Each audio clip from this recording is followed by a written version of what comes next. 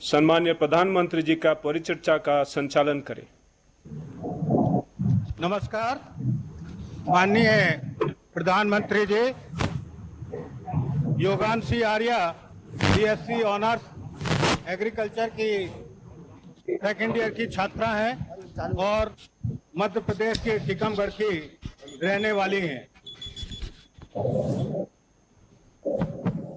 नमस्कार सर। युगांशी, आपके पास कई ऑप्शन हो सकते हैं। आपके सारे जो साथी मित्र होंगे, मैं नहीं मानता हूं कि इस प्रकार के विषय पढ़ने के लिए आपके सब साथियों को अच्छा लगता होगा, लेकिन आपने इस दुनिया को चुना, कृषि के क्षेत्र में आगे बढ़ने का तय किया। ऐसा क्यों किया? नमस्कार सर। सब कृषि स्नातक शिक्षा में हमें बहुत सारे विषय पढ़ने को मिलते हैं और व्यवहारिक ज्ञान मिलता है जो हमारे जीवन से जुड़े हैं। मेरा झुकाव शुरू से ही कृषि की ओर रहा है, इसलिए मैंने बीएससी कृषि में प्रवेश लिया। मैं आगे कृषि से डिग्री करने के बाद फसलों की उत्पादकता को बढ़ाने के लिए तथा खेती की लागत कम करने के लिए कार्य करना चाहूंगी, जिससे किसानों की आमदनी बढ़ाई जा सके। आपने कभी सोचा होगा कि भारत कृषि प्रधान देश है,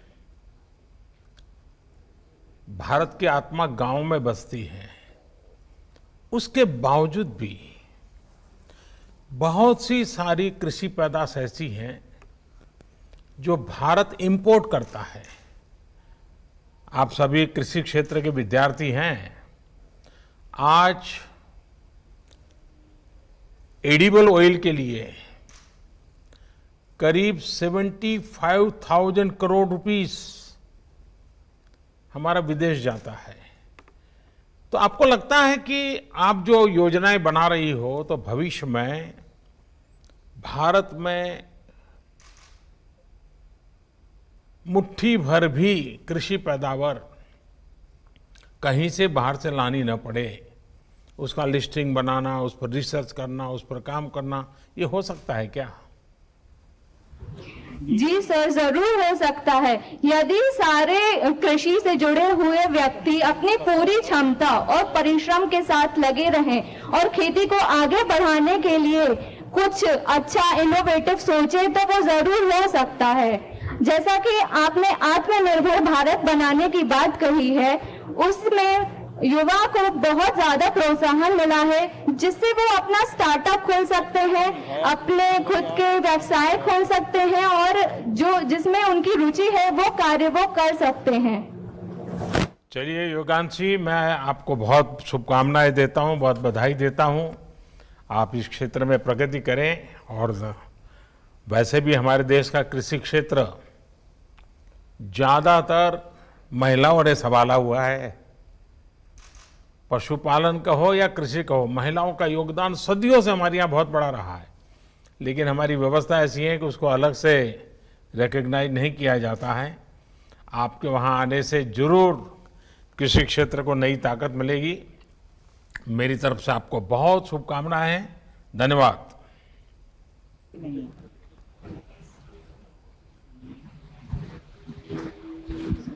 नरेंद्र सेन, 23 साल के नरेंद्र बीएससी ऑनर्स हॉर्टिकल्चर के चौथे वर्ष के विद्यार्थी हैं।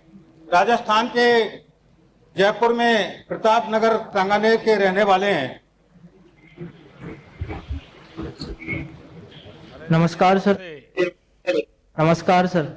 चलिए, आज एक नरेंद्र को दूसरे नरेंद्र से बात करने का मौका मिल गया। सर, ये तो मेरा सौभाग्य है। अच्छा नरेंद्र जी, बताइए, आप तो जयपुर के रहने वाले और इधर बुंदेलखंड में आकर के बैठे हो और हॉर्टिकल्चर के लिए पढ़ रहे हो, और बुंदेलखंड तो पानी के अभाव के कारण जाने जाने वाला इलाका है। आपको आपका राजस्थान, आपका जयपुर, और ये क्या क्या महसूस कर रहे हैं आप? जयपुर के आसपास का क्षेत्र प्रोटेक्टेड कल्टीवेशन की ज्यादा वहां पर ये इस्तेमाल होता है, जबकि यहाँ पर अभी इतना प्रयोग नहीं है, परंपरागत खेती ही होती है इधर। और राजस्थान में मसालों की ज्यादा खेती होती है, जबकि बुंदेलखंड तिलहन और दलहन का प्रमुख क्षेत्र है सर। आपको क्या लगता है कि आप जब ये हॉर्टिकल्चर में जा रहे हैं, अब फल तो सीजनल होते हैं और इनको लंबे समय तक स्टोरेज करना भी बहुत मुश्किल होता है, फल सब्जी की प्रोसेसिंग और वैल्यू एडिशन इससे जुड़े सेक्टर में आप पढ़ाई कर रहे हैं, तो आपको क्या लगता है आप क्या कंट्रीब्यूट कर पाएंगे, क्या बदलाव ला सकते हैं? सर, हमने हमारी पढ़ाई के दौरान फलों और सब्जियों की प्रोसेसिंग से संबंधित विभिन्न विधियां बहुत विस्तार से पढ़ी हैं और अपने विश्वविद्यालय और उद्योगों से जुड़कर प्रायोगिक शिक्षा भी प्राप्त करी है। और स्टूडेंट रेडी कार्यक्रम के तहत हमने व्यावसायिक शिक्षा भी प्राप्त करी है, जिसके साथ ही हम स्टार्टअप शुरू करके आत्मनिर्भर भारत के निर्माण में अपना योगदान दे सकते हैं। आपके यहाँ कभी चर्चा हुई क्या, जैसे हमारे देश में इन दिनों ड्रैगन फ्रूट यानी बड़े बड़े घरों में, बड़ी बड़ी होटल में आमतौर पर डाइनिंग टेबल पर देखा जाता है, फल खाया जाता है। पिछले दिनों हमारे कच्छ के किसानों ने रेगिस्तान में ड्रैगन फ्रूट की खेती करके एक बहुत बड़ा कमाल किया है और मैंने तो टेस्ट किया है, बहुत ही मैंने आज तक जितने ड्रैगन फ्रूट खाए हैं उसमें मुझे कच्छ से जो बनाए किसानों ने मेहनत करके तैयार किया है, सचमुच में क्वालिटेटिवली बहुत बड़ा फर्क नजर आ रहा है, अच्छा लग रहा है। आपको लगता है कि ऐसे कुछ चीजें हैं जो भारत बाहर से न लाए, हमें यहाँ उत्पादन करने के लिए हम प्रेरित कर सकते हैं? जी सर, बिल्कुल। अगर हम सब साथ, सारे विश्वविद्यालय साथ मिलकर अगर प्रयास करें तो ये बिल्कुल संभव है सर। चलिए, आप बहुत आशावादी हैं नरेंद्र जी, मेरी आपको बहुत शुभकामनाएं हैं। धन्यवाद सर।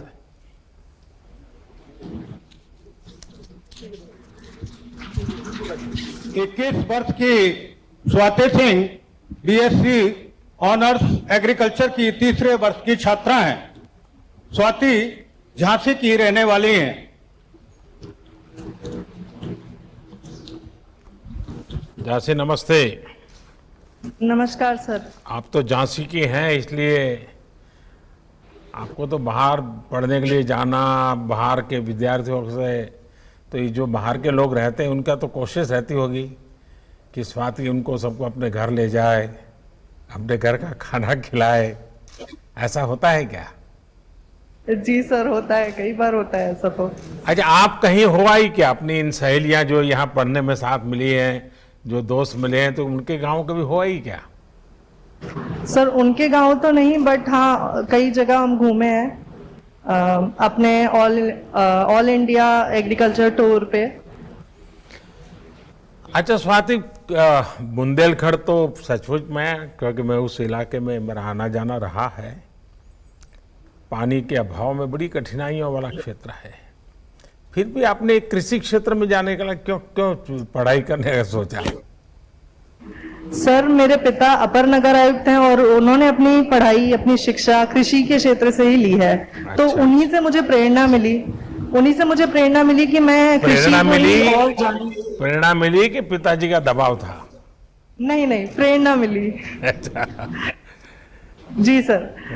और मैं आगे चलकर प्रशासनिक सेवा में जाना चाहती हूँ ताकि मैं कृषि एवं किसान कल्याण के लिए कार्य कर सकूं। चलिए, तो आप भी अपने पिताजी की तरह सरकार में जाकर के एग्रीकल्चर में ही काम करना चाहती हैं। देखिए, जहाँ पानी कम होता है वहाँ micro irrigation, drip irrigation, sprinkler, क्या हम किसानों को इस विषय में जागरूक कर सकते हैं क्या? किसान इन चीज़ों को स्वीकार कर सकते हैं क्या? आप तो खुद किसान परिवार से हैं, पिताजी किसानी में पढ़े हुए हैं, बुंदेलखंड में पानी की चिंता को आप वाकिफ हैं, क्या लगता है लोगों का मन बन रहा है? है यहाँ पर माइक्रो इरिगेशन जैसे ड्रिप इरिगेशन एवं स्प्रिंकलर इरिगेशन के मॉडल तैयार करे गए हैं। हमें इसके बारे में भी पढ़ाया गया है, इसके महत्वता के बारे में भी बताया गया है। और इस वर्ष मैं रावे के अंतर्गत सभी किसानों को जागरूक करने की कोशिश जरूर करूंगी। आप किसानों को कैसे समझाते हो कि फ्लड इरिगेशन, ये पानी, किसान का स्वभाव है खेत पानी से लबालब भरा हुआ हो, सारी फसल पानी में डूबी हुई, तब उसको लगता है कि हाँ अब कुछ पानी है। उसमें से उसको ड्रिप इरिगेशन में लेकर जाना, जहाँ ऊपर तो सूखा दिखता हो, नीचे से गीला होता हो और फिर फसल होती हो, उसकी इस मानसिकता को कैसे बदल सकते हैं? सर, जब वो खुद हमारी यूनिवर्सिटी में ट्रेनिंग अटेंड करते हैं और जब वो खुद डेमोन्स्ट्रेशन प्लॉट्स में देखते हैं कि किस तरह से इतने कम पानी में भी कितनी अच्छी लागत मिल रही है, तो तब वो ये बात को समझ पाते हैं अच्छे से। देखिए, आज इस कार्यक्रम में मुझे बताया गया कि करीब 50-55 हजार लोग रजिस्ट्री करा करके ऑनलाइन है। इतनी सारे लोग हैं तो मैं अपनी बात करने का तरीका बताता हूँ। मैं जब गुजरात में था, वहाँ भी पानी का बहुत कष्ट रहता है, तो मैं लोगों को समझाता था कि ड्रिप इरिगेशन कैसे। तो मैं कहता कि मान लीजिए घर में छोटा बालक है और न वेट बढ़ रहा है, न वो खिल उठता है, बड़ा मुरझाया हुआ दुबला पतला है, और हर माँ बाप चाहता है कि बेटा स्वस्थ हो, दौड़ता हो, हंसता खेलता हो, ऐसा बच्चा हो, और माँ बाप चाहेंगे। लेकिन अगर कोई माँ बाप डेली बाल्टी भर दूध ला करके उसमें बादाम, पिस्ता, केसर सब चीजें डाल करके उस दूध से उसको नहला दे, तो उसका स्वास्थ्य ठीक होगा क्या? वो तंदुरुस्त होगा क्या? होगा क्या स्वाति? नो सर, नहीं होगा। लेकिन अगर समझदारी से एक एक चम्मच थोड़ा थोड़ा दूध पिला दे, तो कुछ महीनों के बाद बदलाव आएगा कि नहीं आएगा? तो जैसे बालक को दूध से नहलाने से स्वस्थ नहीं होता है, एक एक चम्मच दूध पिलाने से बदलाव की संभावना बनती है, ये फसल का भी ऐसा ही है। पानी से पूरा भर देने से जितना फायदा होता है, उससे ज्यादा बूंद बूंद पानी अगर उसके मिलती हैं तो फसल बहुत बढ़िया बनती है। ये बात बड़े सरल शब्दों में लोगों को समझानी चाहिए। और पानी की रिसाइकलिंग हो, बरसात के पानी को कैसे जमीन के नीचे स्टोर किया जाए, इसके लिए जो आधुनिक और कम खर्च वाली तकनीक है, उनके बारे में जानकारी सामान्य जन तक पहुंचाना जरूरी है। अगर आप इजराइल की वेबसाइटें देखेंगे, वहाँ के एग्रीकल्चर की, बुंदेलखंड को वहाँ के कई मॉडल काम आ सकते हैं। तो मैं चाहूँगा कि आप पढ़ लिख करके इसी इलाके में कृषि क्षेत्र में काम करने जा रही हो, तो जरूर आपका ज्ञान और आपका अनुभव और आपके पिताजी के आशीर्वाद जरूर इस क्षेत्र के किसानों की स्थिति को बदलेंगे, कृषि की स्थिति को बदलेंगे। मेरी बहुत शुभकामनाएं हैं सर।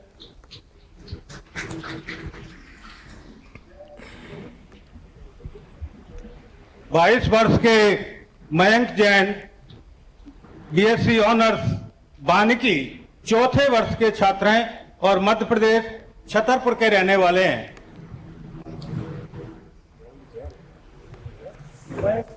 नमस्ते मयंक। नमस्कार सर। तो ये वानिकी, ये फॉरेस्ट्री के छात्र कैसे बन गए आप?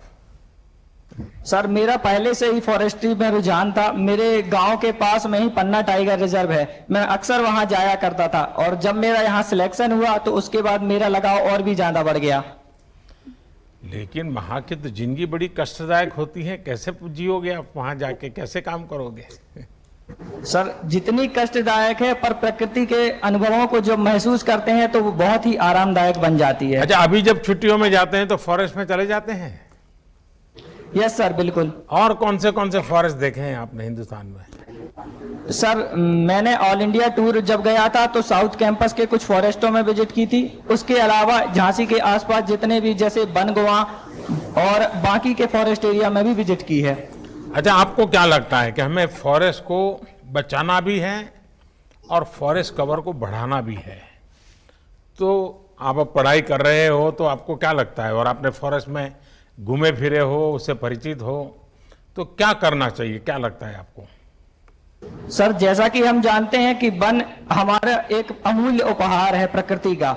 तो भारत में जितने भी राज्य हैं वहां पे मानक रूप से थोड़ा कम है फॉरेस्ट एरिया। इसके लिए हम अधिक से अधिक वृक्षारोपण कर, वन महोत्सव के प्रोग्राम और हर मेड़ पर पेड़ की नीति को अपनाकर इसके फॉरेस्ट कवर को बढ़ा सकते हैं। इसके अलावा जो भारत में डिग्रेडेड लैंड है वहां पे अधिक से अधिक पौधों का लगाकर हम इसको बढ़ावा दे सकते हैं। आज दुनिया में बहुत बड़ी फॉरेस्ट में आग की घटनाएं दुनिया के समृद्ध से समृद्ध देशों को भी हिला देती हैं। तो फॉरेस्ट की रचना में पहले से ही आग फैलने की स्थिति को रोकना, कुछ मान लीजिए 1 स्क्वायर किलोमीटर का फॉरेस्ट हो, फिर बीच में कुछ ऐसी स्थिति हो कि आग आगे पीछे फैले नहीं, इसकी वजह से व्यवस्था हो, इस पर कुछ काम हो सकता है क्या? यस सर, जैसा कि इस पर फॉरेस्ट सर्वे ऑफ इंडिया द्वारा कई फॉरेस्ट प्रोन जो फायर प्रोन एरिया हैं उनको चिन्हित किया गया है, तो वहां पर समर सीजन में वैसे भी फॉरेस्ट लाइन का निर्माण कर दिया जाता है जिससे एक जगह से दूसरी जगह फॉरेस्ट फायर ना बढ़ सके। देखिए मयंक जी, आपने बहुत ही अच्छा क्षेत्र लिया है और मुझे लगता है कि दुनिया जो आज क्लाइमेट चेंज को लेकर के परेशान है, एनवायरनमेंट के विषय में कॉन्शियसनेस आ रहा है, जितना महत्व ऑर्गेनिक फार्मिंग का बढ़ रहा है उससे भी ज़्यादा महत्व फॉरेस्ट कवर को बढ़ाने के लिए हो रहा है। बीते 5-6 सालों में भारत में फॉरेस्ट कवर का बहुत विस्तार हुआ है। इसी तरह बायोडायवर्सिटी के क्षेत्र में भी, चाहे वो टाइगर्स की आबादी हो, हाथियों की आबादी हो, भारत ने बहुत अच्छा प्रदर्शन किया है और दुनिया उसको नोटिस भी कर रही है। और आपने देखा होगा इस बार मैंने 15 अगस्त को घोषित किया है डॉल्फिन को लेकर के, उसी प्रकार से मिशन लायन इसको भी शुरू कर रहे हैं, क्योंकि हमारी बायोडायवर्सिटी का भी संरक्षण भी हो और विस्तार भी हो और उसमें क्वालिटेटिवली भी लगातार बदलाव आता जाए, उसकी व्यवस्थाओं में भी बदलाव आए, उस दिशा में काम कर रहे हैं। मयंक जी, आपने ऐसा क्षेत्र चुना है जिसका बहुत उज्जवल भविष्य है, मैं आपको बता के रखता हूँ। आज भले लोग न मानते हो, लेकिन आने वाले दिनों में इस क्षेत्र का महत्व बहुत बढ़ने वाला है। मेरी आपको बहुत शुभकामनाएं हैं। धन्यवाद। Thank you sir.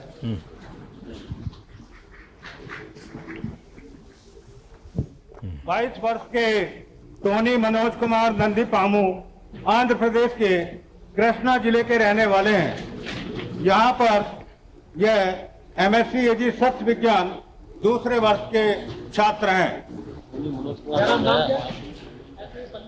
नमस्कार। नमस्ते, क्या शुभ नाम आपका? Tony Manoj Kumar sir. नहीं, टोनी नाम है या मनोज कुमार नाम है? सर मेरा पहला नाम टोनी है सर, टोनी आप मनोज। टोनी गारू है? Yes sir. ये आपने लोगों के यहाँ सिखाया कि नहीं सिखाया झांसी में कि गारू क्या होता है? सिखाते हैं सर। आज इस मौके में आपको बताना चाहता हूँ, आज राष्ट्रीय तेलुगु भाषा दिवस है सर। इसकी दौर पर आपको तेलुगु में बोलना चाहता हूँ। जरूर बोलिए, मुझे अच्छा लगेगा।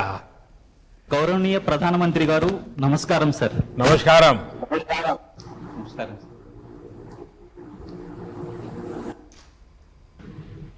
हाँ, कुछ कह रहे थे टोनी? सर हाँ जी सर।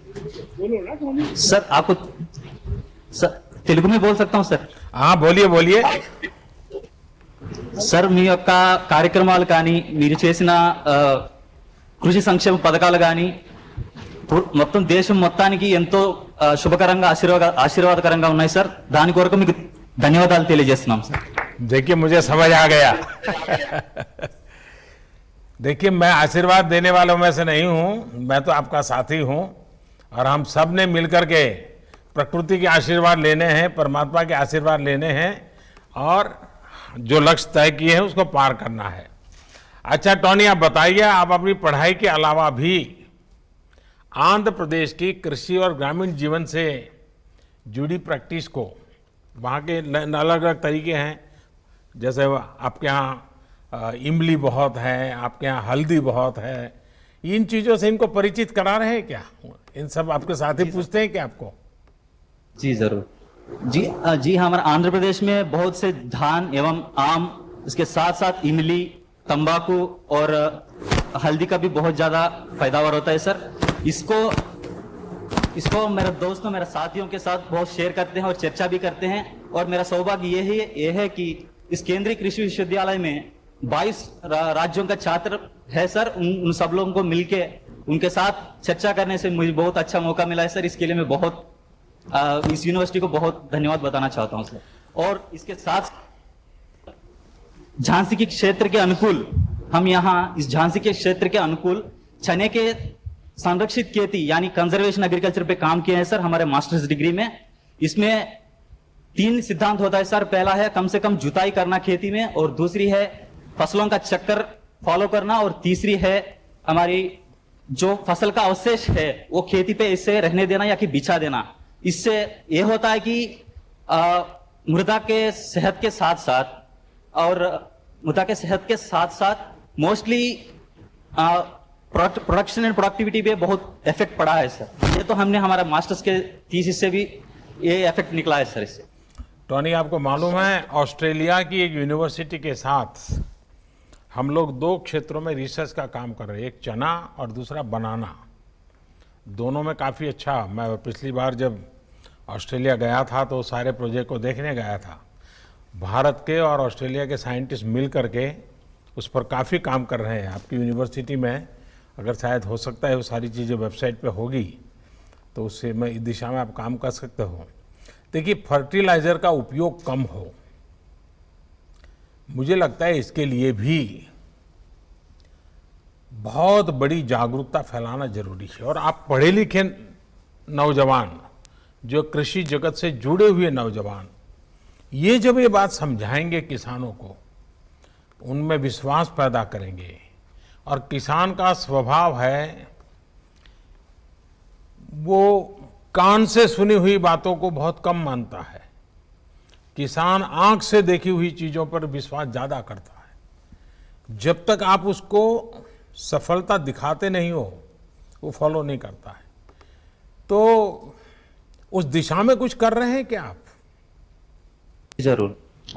नॉर्मली देश में किसानों बहुत ज्यादा यूरिया या कि कोई दूसरी फर्टिलाइजर का बहुत ज्यादा प्रयोग करता है। और इस दौरान से मतलब मोस्टली फर्टिलाइजर का नेगेटिव इफेक्ट्स या कि साइड इफेक्ट्स बहुत ज्यादा मिट्टी के सेहत, इसके साथ साथ मनुष्यों का स्वास्थ्य पर भी बहुत बड़ा दुष्प्रभाव दिखा रहा है। मोस्टली आपके द्वारा प्रारंभ किया गया जो स्कीम है सॉइल हेल्थ कार्ड या नीम कोटेड यूरिया, इन स्कीमों के द्वारा जो यूरिया या कि कोई दूसरे अन्य फर्टिलाइजर कुछ भी हो, इसके जो हो रहा है इसके खेती पे लागत कम हो रहा है। इसके साथ साथ मिट्टी के स्वास्थ्य पर भी बहुत जो असर पड़ रहा है उसको भी कम कर सकता है। जो किसान है सॉइल हेल्थ कार्ड का रिपोर्ट के अनुसार फर्टिलाइजर को अप्लाई किया जा रहा है आजकल। इससे मिट्टी का स्वास्थ्य पर भी बहुत अच्छा इफेक्ट दिख रहा है, ताकि एक्स्ट्रा फर्टिलाइजर यूज ना हो रहा है। और इसके साथ साथ जो पहले यूरिया जो है उसका एफिशिएंसी बहुत कम थे, इसका अब जो नीम कोटेड यूरिया आया है, नीम कोटेड यूरिया आने के बाद जो टोटल यूरिया जो कंजम्पशन होता है उसमें 10% तो यूरिया कंजम्पशन कम हो गया है। इस एरिया में जो सॉइल हेल्थ कार्ड जो बहुत अच्छा सक्सेसफुल स्कीम हुआ है और इसके लिए हम बहुत खुश हैं सर। देखिए, मैं सभी एग्रीकल्चर से जुड़े लोगों से जरूर कहना चाहूँगा, और टोनी आप भी अपने साथियों को बता सकते हैं, ऑर्गेनिक फार्मिंग और ऑर्गेनिक एग्रीकल्चर प्रोडक्ट्स ये दुनिया में उसकी बहुत मांग है, बहुत वैल्यू है। भारत के लोगों को ये चीज़ें हस्तगत है। मैंने हम सदियों से इसी के आदी थे, बीच में ही हम थोड़ी गाड़ी डिरेल हो गई है। हम बहुत तेज़ी से इसको अडॉप्ट कर सकते हैं। उसी प्रकार से आपने देखा होगा इन दिनों प्रयोग चल रहे हैं जीरो बजट फार्मिंग। बहुत आसानी से किसान इसको बढ़ाया जा सकता है, और मैं चाहूँगा कि जितनी बड़ी मात्रा में हमारा देश, हमारे किसान ऑर्गेनिक फार्मिंग पे जाएं और ऑर्गेनिक फार्म प्रोडक्ट्स को ग्लोबल मार्केट के लिए हम तैयार करें, बहुत बड़ा परिवर्तन मिलेगा। टोनी, मेरी आपको बहुत शुभकामनाएं हैं, आपको आपके साथियों को सफलता मिले। धन्यवाद। धन्यवाद सर। धन्यवाद।